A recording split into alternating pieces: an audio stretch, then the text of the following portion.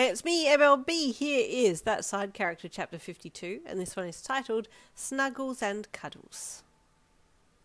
He had just sat down to play his game when he heard you at the front door. I wish I had superpowers. I could just call the front door to open for her so I don't have to get up. Kenma thought as he let out a sigh.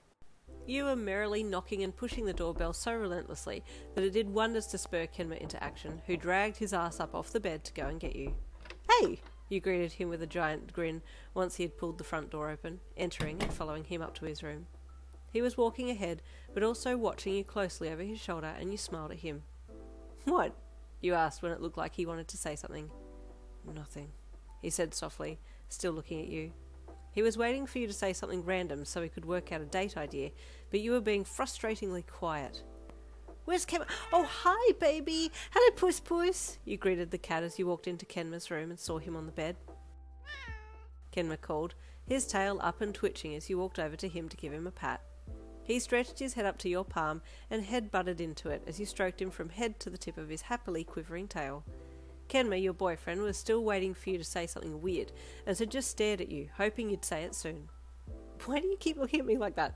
You asked him, noting he was still looking at you for an oddly long time. I'm not. Yes, you are. What's wrong? You asked. Then you suddenly remembered the fluffy clouds that you had seen earlier. Oh, giant fluffy balloon poodle! Do you want to go on a date with me to, make balloon animals? Kenma suddenly asked. Oh my, Asahi, yes! You exclaimed. Who's Asahi? Kenma asked. I don't know, it just came to mind now. But yes, I definitely want to make balloon animals with you, you said excitedly. Okay, Kenma said with a small head nod. Okay, now I just need to find somewhere that makes balloon art and can teach us, he added to himself. It was a bit of a struggle to find somewhere that would teach him and you to do balloon art, as most places were for hire of a clown to come to a party to do balloon art, but finally he found some dodgy place that said that they would do something like what he was asking for. Hesitantly he booked it and hoped for the best. Hey, he said to you as you walked home a few days later. I've booked our date. Oh, you have? You asked with a giant childlike grin on your face. I'm so excited. When's it for? This Thursday. Yay, that's so soon! You exclaimed, bouncing a little as you walked. Yeah, Kenma said, staring down at the ground. You reached over and held his hand, swinging it as you headed back to his place to chill together.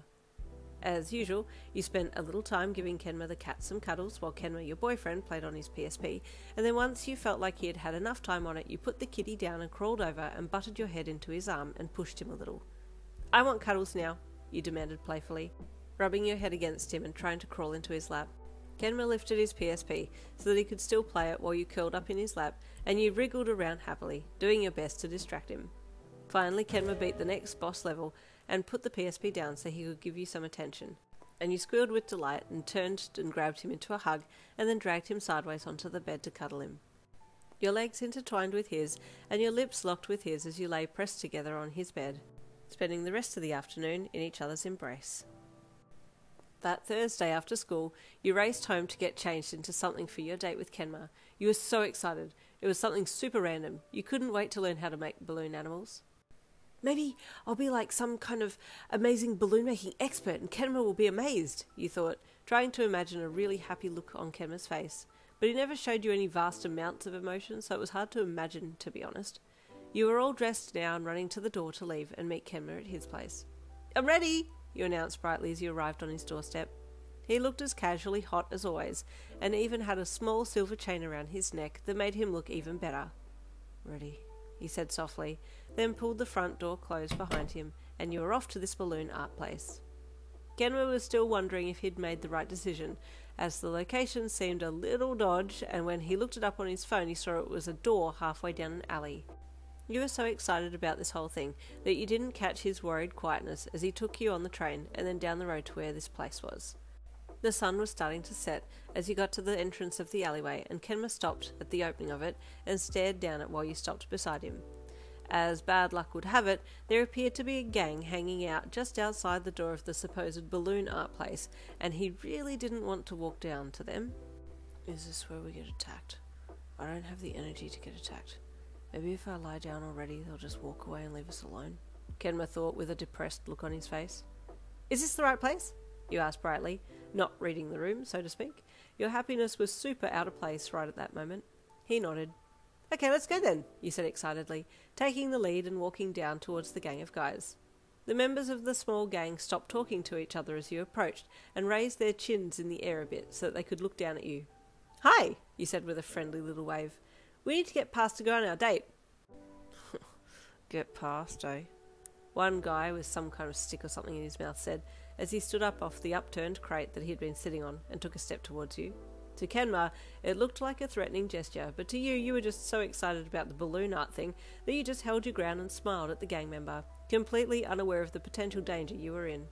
Yeah, I have a date with my boyfriend and we're doing balloon art, you said joyfully. The guy laughed loudly, his mates joining in as well. Kenma was starting to feel like it was a bad idea and took your arm so that he could pull you back. He was still tossing up between playing dead or making a run for it.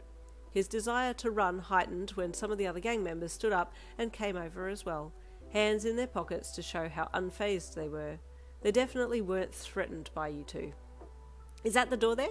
You asked, still completely blasé to the situation, as you nodded past the leader to the door at the side of the building. Who says I'm going to let you and your dweeb past, eh? The leader asked. Because we're on a date, and we're going to make balloon art, you replied with confusion.